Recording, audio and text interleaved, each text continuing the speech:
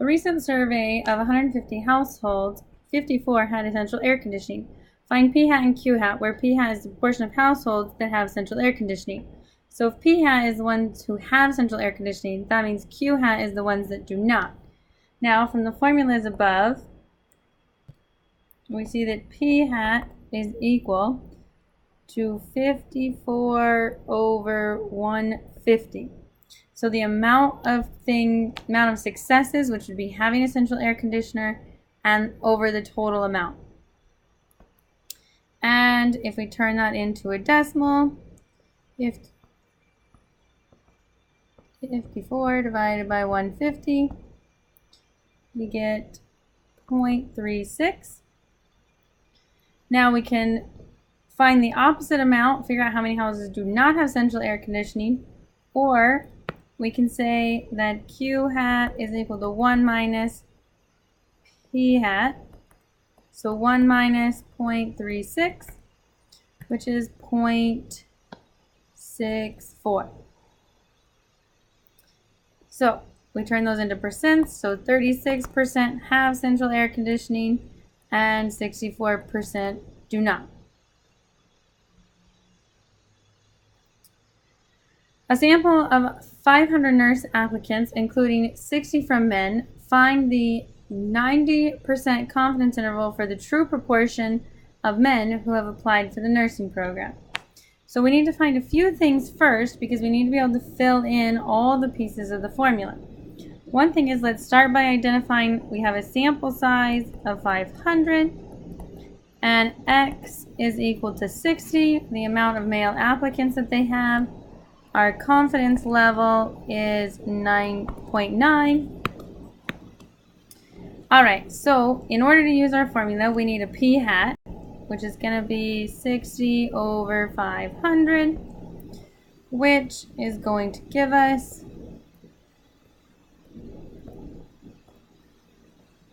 0.12.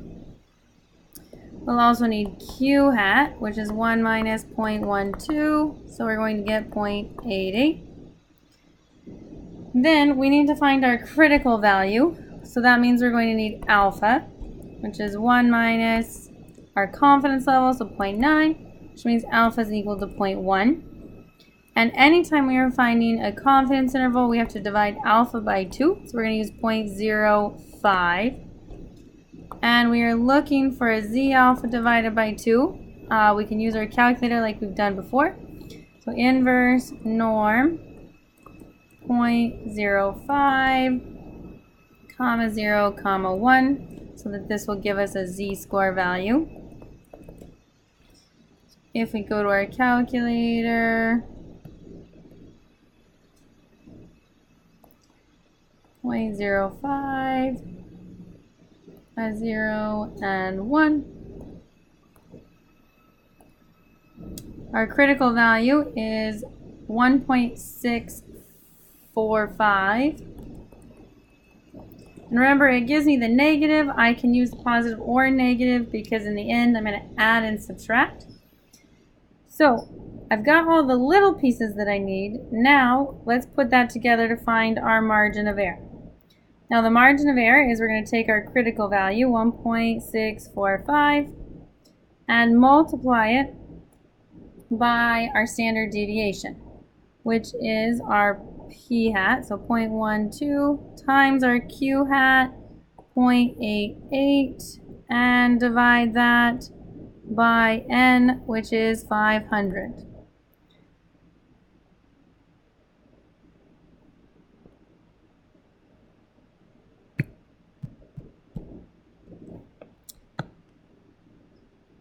Alright, so let's see what we get for that. So 1.645 times the square root of 0.12 times 0.88 divided by 500. That tells me that I have a margin of error on both sides, adding and subtracting a 0.024. Now to actually build my interval, I need to find a lower and an upper amount. And we're going to take our point estimate, which is p hat, so 0.12, and we're going to subtract our margin of error, 0.024, 0.012 plus 0.024. If we add and subtract, 0.12 minus 0.024, that gives me 0.096. And now if we add it,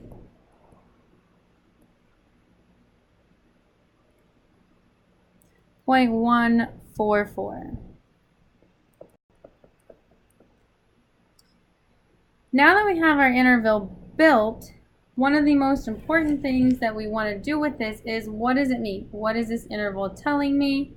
And how can I make a decision using it? But let's focus on our interpretation. All of them are going to somewhat start the same. We're going to start by saying we are 90% confident that. Now, let's put it in context of our problem. And we were talking about the proportion of male nurses, and this is built to contain the population information. So we want to relate it back to the population. So we are 90% confident that the true proportion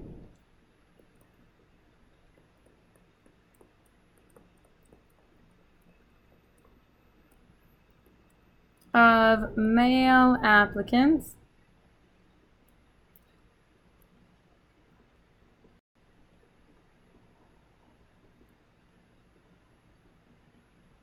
is between, and we're going to turn these into percents for talking about them. So we're going to say 9.6%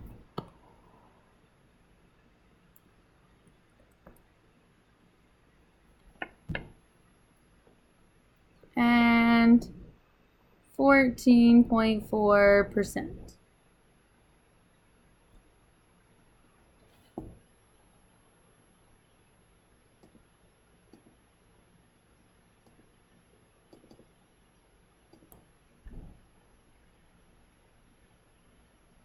Now we looked at an example solely by hand and using the formulas. Now what I want to look at is how can we use technology to assist us, because it can be very beneficial and save us a lot of time, and it's another reason I'm going to be very focused on the interpretation of things, especially when it comes to exams. I want to know, can you tell me what you found and what it means? So a survey of 1,721 people found that 15.9% of individuals purchased religious books at a Christian bookstore. Find the 95% confidence interval for the true proportion of people who purchased their religious books at a Christian bookstore. So just like above, I still need to identify what they gave me. So I am looking at an N of 1,721. Now this time they gave me a percent, and it's based on the survey of people. So this time they gave me the proportion of those people, which is p hat. I'm going to turn it into a decimal. Now the unfortunate thing is that our calculator doesn't want to know what p hat is. It wants to know what x is, the amount of people of interest that are our successes. So we can find x by saying, if p hat was x over n, we can find x by saying n times p hat. So 1,721 times 0.159. And that is going to give me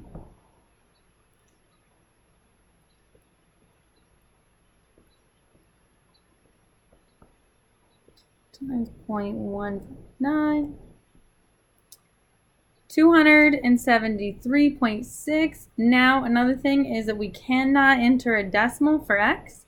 So we need to round, and we're going to follow normal rounding rules. If it is 0.5 or more, round up. 0.4 or below, we're going to keep it the number it is. So we're going to say we had 274 for our x. And then, of course, we were given a confidence level of 0.95. Now, For our calculator, we are going to use a 1 prop z int. And we can find that by going to stats, over to tests, and I want to go down to the interval area. And we see it's represented by A on my calculator. Each calculator might be a little bit different. And I want to choose this 1 prop z int. And it's going to prompt me for what I need to put in. So my x was 274. My n is 1,721. And my confidence level, or C level, is 0.95. And it does want to put in as a decimal, so we just want to make sure we do that. And hit enter. And then it's going to nicely enough give me my interval. Those first two numbers are my lower and upper bound of my interval. And then we get p hat. So if we hadn't been given p hat, we can get it from our calculator now. And we see that it does pretty much align with what they had given us originally. So I'm going to take that confidence interval. I'm going to round to 3 decimals, so 0.142. And an upper bound of 0.177. Now again, we didn't have to put in a much effort to get that result, so I want to know, what is that telling me? Well, in this case, we are 95% confident that the true proportion of people who purchase religious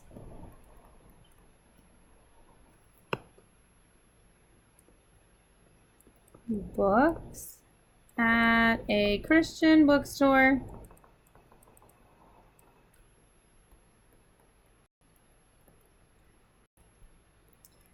are between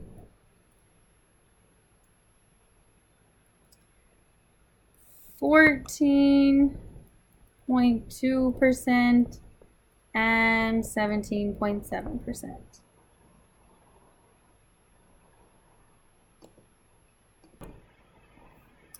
We are looking for the minimum sample size here, and so just like building an interval, we need to figure out what information did they give me. So we see that we are 95% confident, so the C level is equal to 0.95.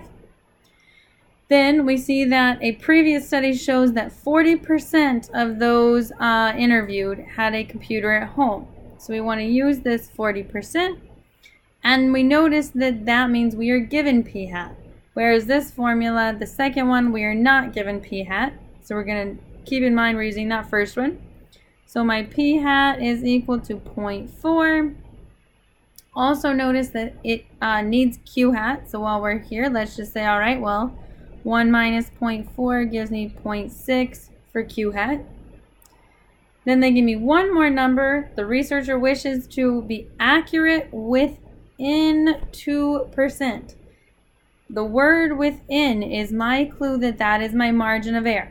I want to be some percent accurate within a certain amount, so my margin of error is equal to 0.02. Now we need to figure out what sample size do we need in order to fit these requirements. Be accurate within 2% and still be 95% confident. What's the smallest sample size we can take? Well, we're going to fill in our formula to decide what that is. We're going to use the first one.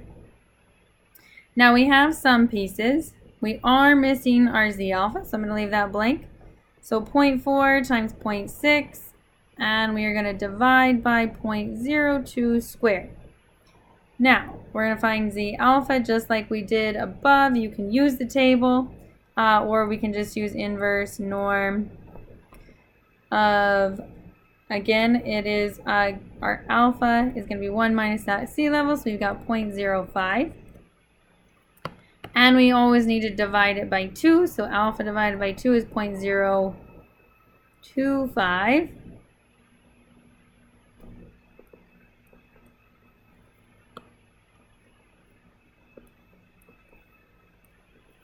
we're just going to leave it as 0 and a 1, and we are going to find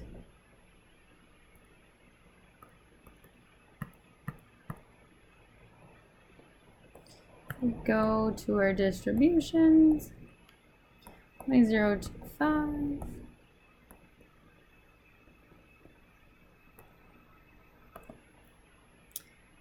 .96. Now I want to put that 1.96 in that last blank that I left there, and we need to square it because that's what the formula tells us to do. Unfortunately, there's no fancy calculator function to do this, so we just have to type it in.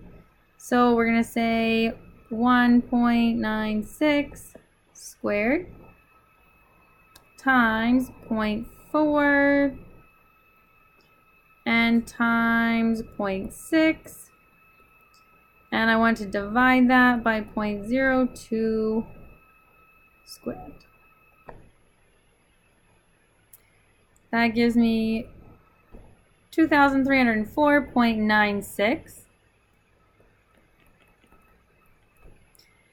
Unlike finding our critical values or finding x when we are given a p hat, in a sample size, finding the minimum sample size, we always round up. In this case, following normal rounding rules, we would have rounded up anyhow.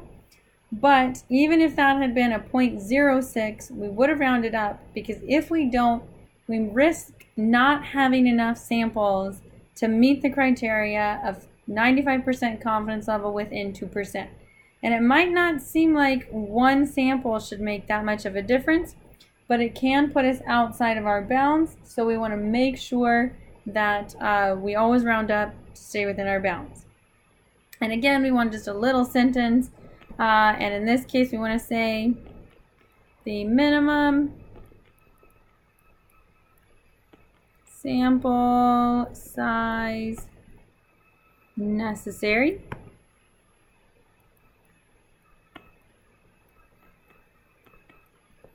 to be 95% confident and accurate within 2% is 2,305.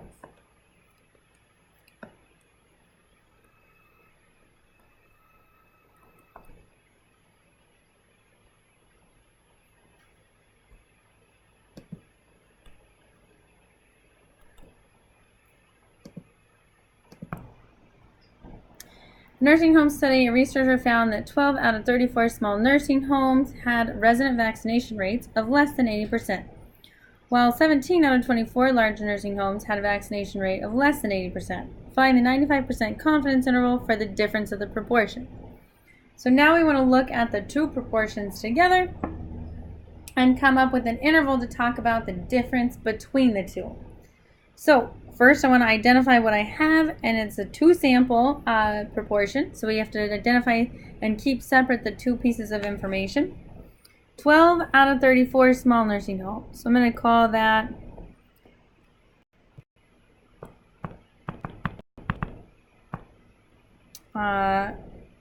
P hat 1.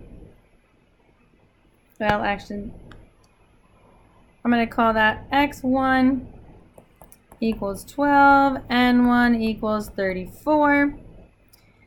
The 80% is just an average that they have for the amount that they've got. I'm not interested in that number per se. I'm really interested in the x's and the n's. And we know that x2 is equal to 17 and n2 is equal to 24.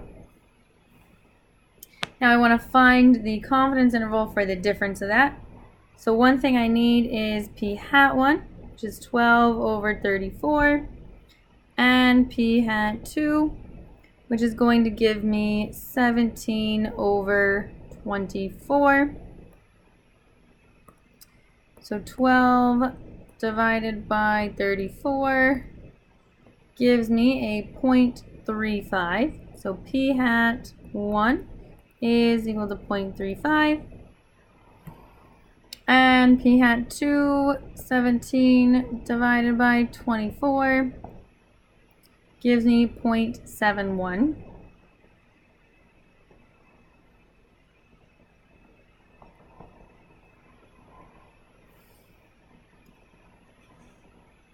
Now for the margin of error formula, we are going to need q hat. So q hat 1 is equal to 0.65, and q hat 2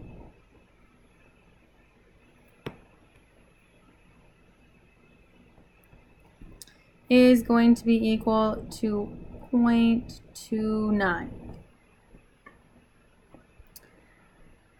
Now, if we remember from above, our z alpha divided by 2 for a 95% confidence interval is equal to 1.96. So we can just reuse that number. And we can build our margin of error. So our margin of error is going to equal 1.96 times our new larger standard deviation.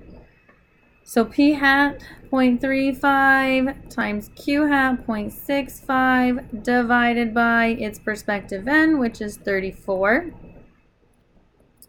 And then p hat 2, so 0.71 times q hat 0.29 divided by 24. And let's see what we're going to get for our margin of error.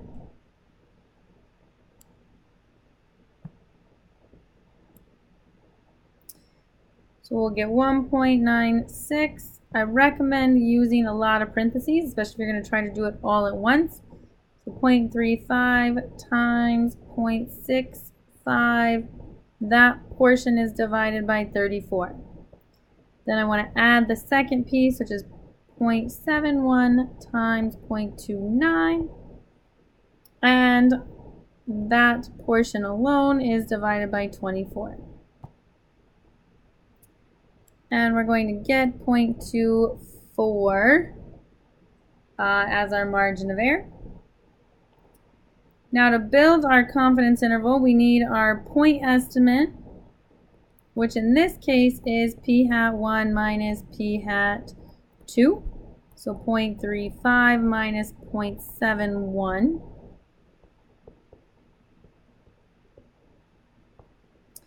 Which gives me negative 0.36. All right, so now I want to actually build that interval. And we're going to do the same thing as before, add and subtract from the point estimate. So minus 0.36 minus 0.024. And then negative 0.36 plus 0.24. This is going to give us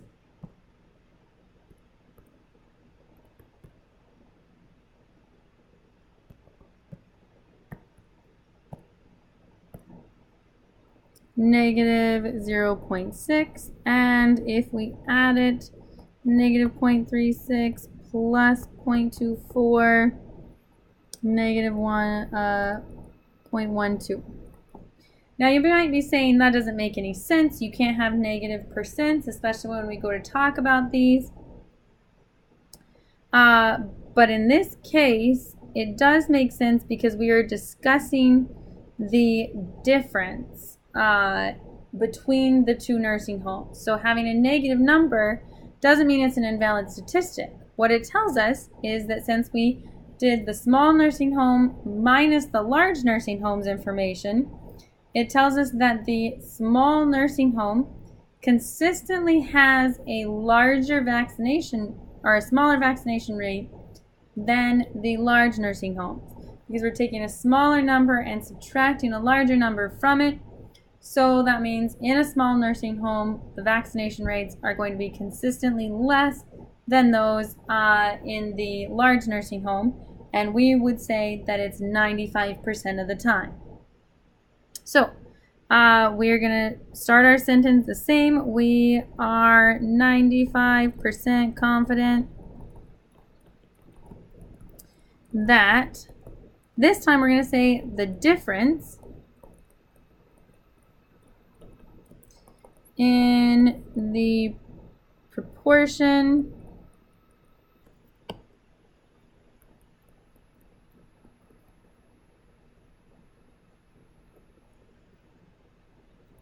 of vaccination rate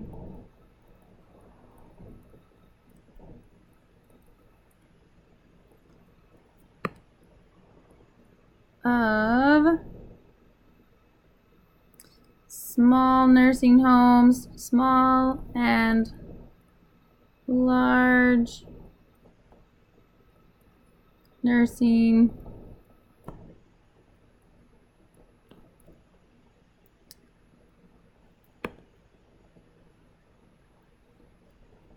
is between negative 60% and negative 12%.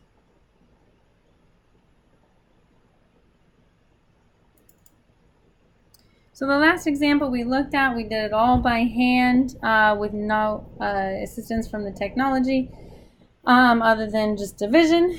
This time I want to identify what we have, and then I want to actually use the technology to find that interval, kind of like we did with the one sample.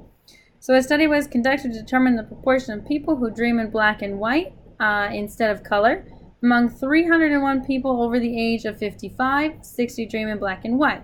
Among 300 people under the age of 25, 10 people dream in black and white. Find the 90% confidence interval for the difference of the proportion of people who dream in black and white.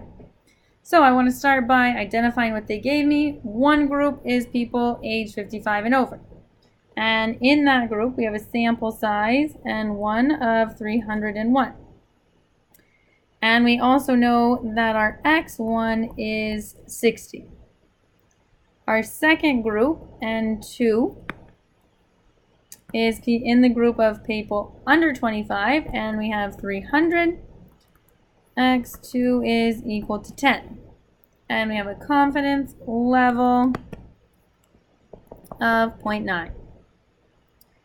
Now, in this case, last time we used one proportion z int. This time I want to use 2 prop z int so that we can get an interval for 2 samples. So let's take our information and go to stats, our testing area, down to the intervals, and go to B, which is the 2 proportion z int. Now it's going to ask me for each one's information. So I have 60 for X, 301 for X, N1, X2 is 10, and N2 is 300. And a confidence level of 0.9. Now we can calculate that, and we can say, okay, now we see the difference between the two. Notice that both of these are positive numbers, so that's indicating to us that people in the age group 55 and over dream in black and white consistently more than those age 25 and under. And we're going to say 95% of them. So I'm going to take my interval, which is 0.124 and 0.208. And I want to talk about that interval now. And I want to say we are 90% confident that the difference in the proportion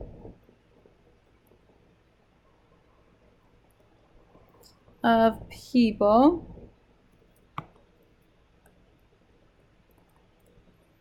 age 55 and over and under 25 is between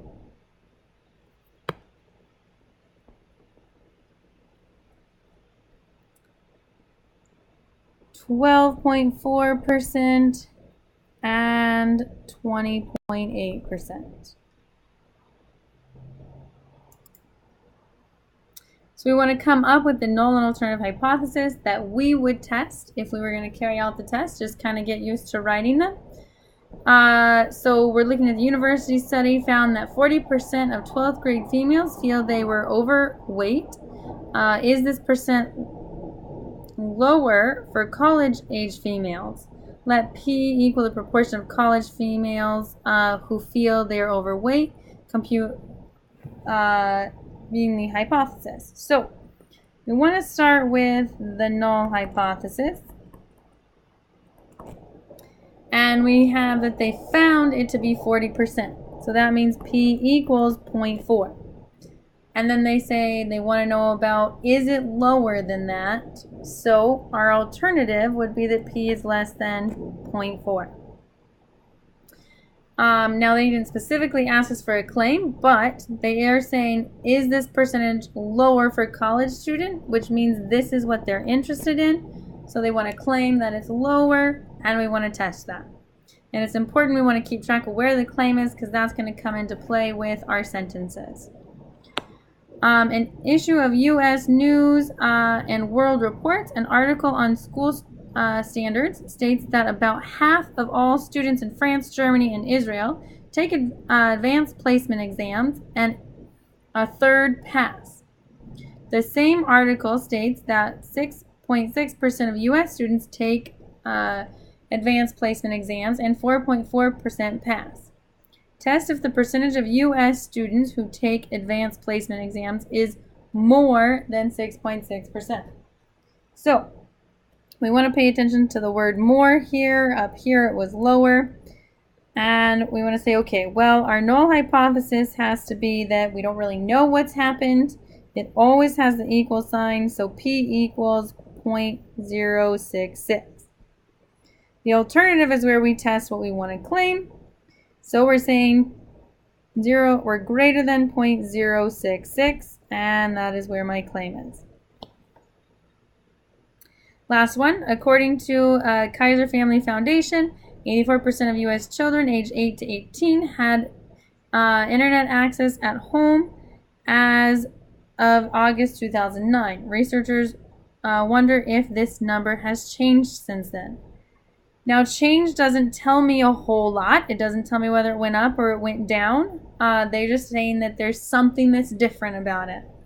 Since I am not sure what they mean, I have to test that, okay, well, if it's equal to 84%, there was no change that happened. But if I want to look for a change, whether that is greater than or less than, I'm just going to say it's not equal to 84% anymore. Just like always, identification is the first and most important key. So one thing we want to look at is that the dietitian claims 60% of people are trying to avoid trans fats. So P is equal to 0.6. Then they took a sample of 200 and found 128 of them to state they were trying to avoid it. We also have that alpha is 0.05, so we want to take that. And then it wants to know, is there enough evidence to reject their claim? Now, the dietitian is claiming that 60% of people, so that specific amount. So we want to start by making our hypotheses. That's always kind of my step one. I have P is equal to 0.6. If they're claiming that's what it is, that puts the claim in my null. And anytime that they're claiming it is a specific amount, the only alternative is that it's just not that amount. We don't know whether it's less than or greater than. It's just not that specific amount.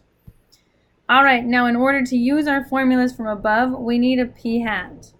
P hat we find by 128 over 200. And we're going to get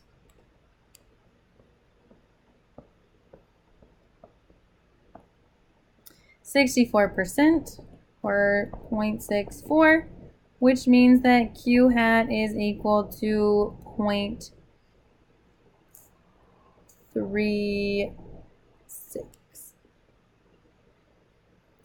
All right, now looking at our formula above, we just need p hat minus p, and then divided by, we're going to use our p information. So if p is equal to 0.6, then q without the hat is equal to 0.4. Once I have my claim, I need to know whether or not I can reject this claim or fail to reject it. So we need to have a test statistic. So we're going to get our test statistic, which is that formula above. So z equals 0.64 minus 0.6 divided by 0.6 times 0.4 over 200. And let's see what that's going to give us.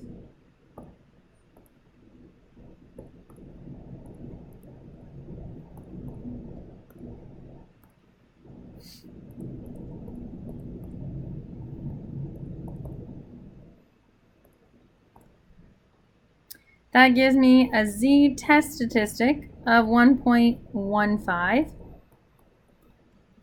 Now I can use this test statistic by finding those critical values. This is a two-tailed test, and anytime it's a two-tailed test, I need to take alpha and divide it by 2. Gives me 0.025, and I can say my z alpha divided by 2, inverse norm, 0.0250 and 1, and because we did it in the intervals above, we know that's 1.96. Now the difference is I actually want to use the plus and the minus for this. So using my critical values, and these are my critical values, and my test statistic, this is my test statistic. Also, I use just t dot s to represent it. I can signify what's going on with this on my chart. I'm going to plot my critical values first. So negative 1.96 and positive 1.96. Kind of shade the tails.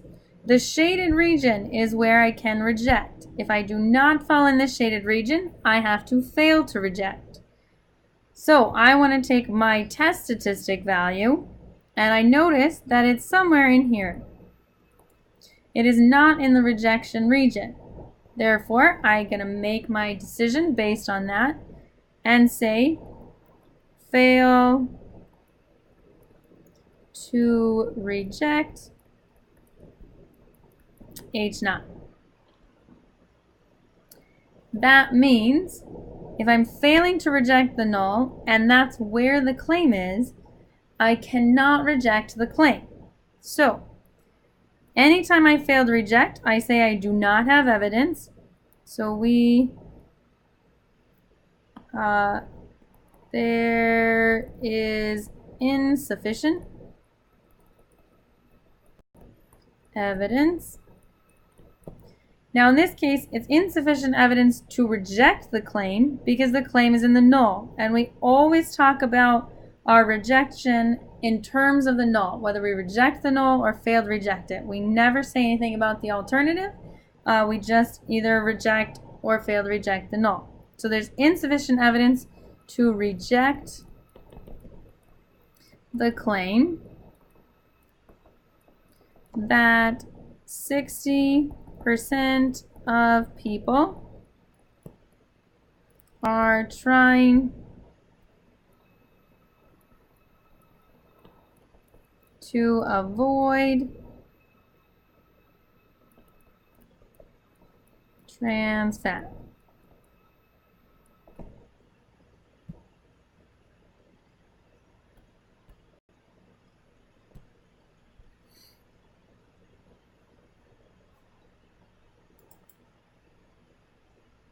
Now I want to look at how can I use the technology to kind of help me speed up this process a bit and get to just what is the conclusion. It's also going to allow me to use what is called the p-value method, whereas above we use the critical value method because we do not have our specific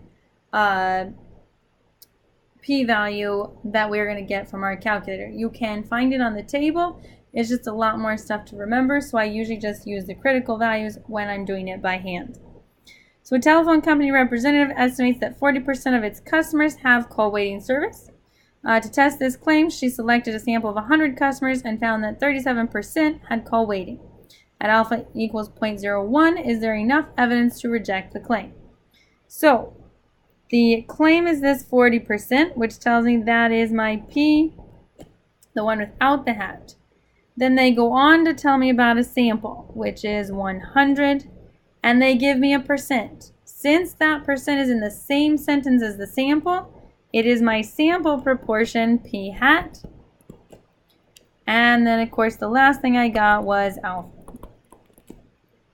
Now, again, your calculator is going to want x, so we can find x by saying n times P hat, so 100 times 0.37, which that means x is equal to 37. And we can kind of work with that from there. Now, I want to work with those hypotheses. So the null hypothesis is always equal, so P equal 0.4. And in this case, again, this researcher is claiming a specific amount, so the alternative is just not equal to. And the claim is in the null again. Now, instead of figuring out what the test statistic is by hand, we are still going to find it, but we're going to use technology. So we're going to say a 1 prop z test this time. Now we want to make sure we use the test because we are actually working with our hypotheses rather than an interval. And we're going to go back to stats and over to the testing area. And on mine it is number 5, the 1 prop z test. It wants to know that P with a 0 next to it, what is in the null? What's the P in the null, which is my 0.4. My x is 37 and my n is 100. And then we pick what kind of test are we doing. This is a not equals to test. It is a little bit confusing. A greater than test is all the way to the right because what your calculator is saying is that you are greater than the amount you put in your null. So while a lot of times this looks like the less than amount, the far right is actually your greater than test, which means the middle one would be your less than test. And we're going to get to see those in just a couple minutes. All right, so let's calculate. And it's going to give me a couple of good things. It gives me P hat again. What I'm interested in are the first two numbers. That very first number that has a z, that is my test statistic. That's what we found with the formula above. So we want to take that, and generally I take 2 decimals because that's what you'll get off of the z table. So we're going to say that our test statistic z is equal to negative 0.61. Now the second value is what we call our p-value. And I always want to take that value off, and it is 0.503. I usually take that to 4 decimals. Now, I'm going to use the same type of graph to try to make my decision. But what I have to do is use the alpha and the p-value instead when I'm graphing it. And I'm going to say, okay, well, alpha is equal to 0.05, but this is a 2-tailed test, so it splits it in those 2 tails, which means that we have 0.025 in each tail. So this shaded region is 0.025. This shaded region is 0.025. Now what I want to say is, okay, well, that's the top 0.025. So this is actually 1 minus 0.025. Going from 0 to 1 basically on this, so 0.975. If I fall in between these 2 numbers, I'll put it down here, I'm going to fail to reject. If I fall in those tails, I'm going to reject the null. So let's take our p-value, and we see that it is inside here, about halfway, 0.403, which means we are going to fail to reject. The other thing I can do, and is probably easier, this is just kind of how you draw it out, is say, okay, my alpha is 0.05. Am I less than or greater than that? Definitely greater. Anytime I am greater than it, I am going to fail to reject. And you're going to take the whole alpha, not the alpha divided by 2. That's just for the picture. So, either way, I fail to reject.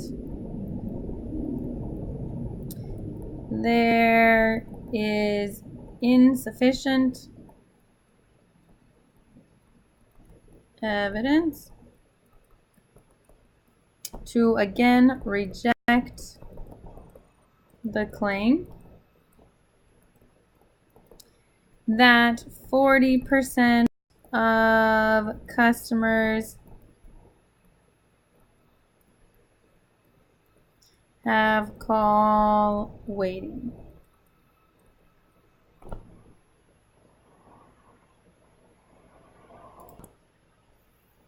I want to go back to that study about people dreaming in black and white, and we can see that how it kind of relates to the interval when you're doing these. Now this was a 2 sample, so we're going to have to keep with that. So let's go back and remember or identify what we had. We had that N1 was 301, X1 was 60, N2 was just 300, and X2 was 10. We want to test the claim at alpha equals 0.05, significance level. And we are looking at a greater than test. So now that we have everything identified again, let's create our null. And we're saying that P1 is equal to P2. So the proportions are the same. That has to be our null assumption, what we think when we start. And then maybe we can prove otherwise later. So P1 is greater than P2 is where the claim is. We want to know that people dream of black and white more. And in this case, I've identified everything, and we're just going to kind of jump to our technology to find that test statistic and p-value.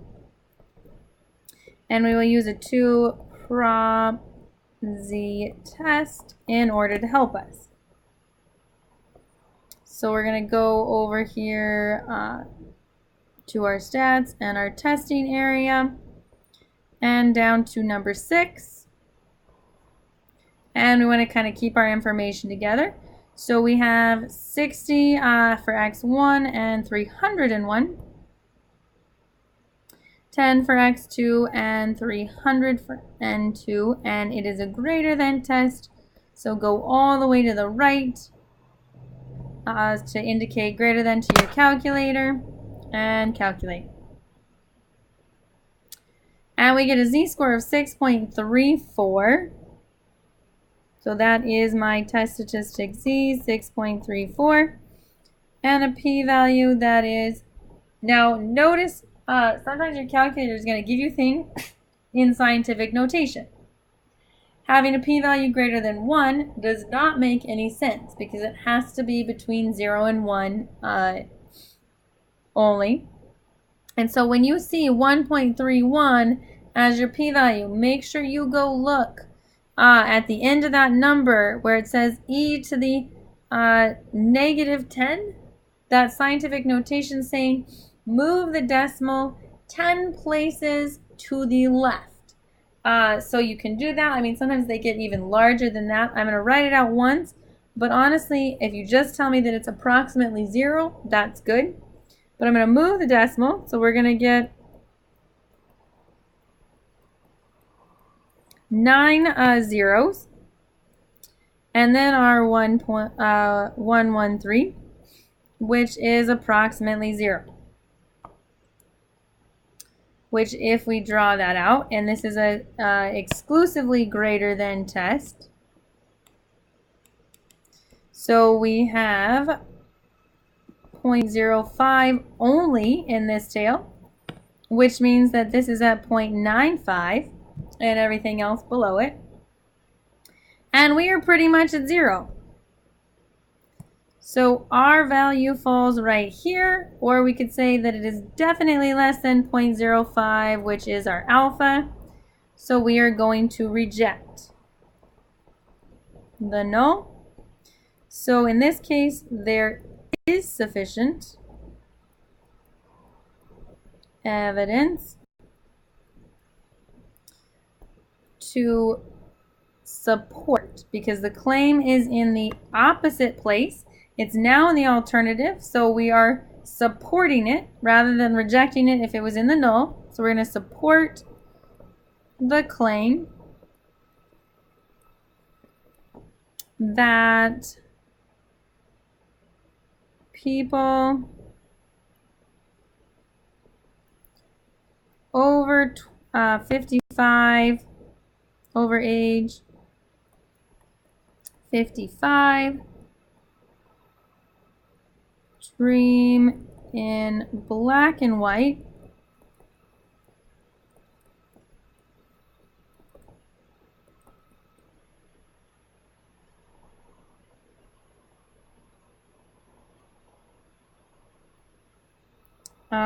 is greater than people under 25. And we should probably say the proportion of people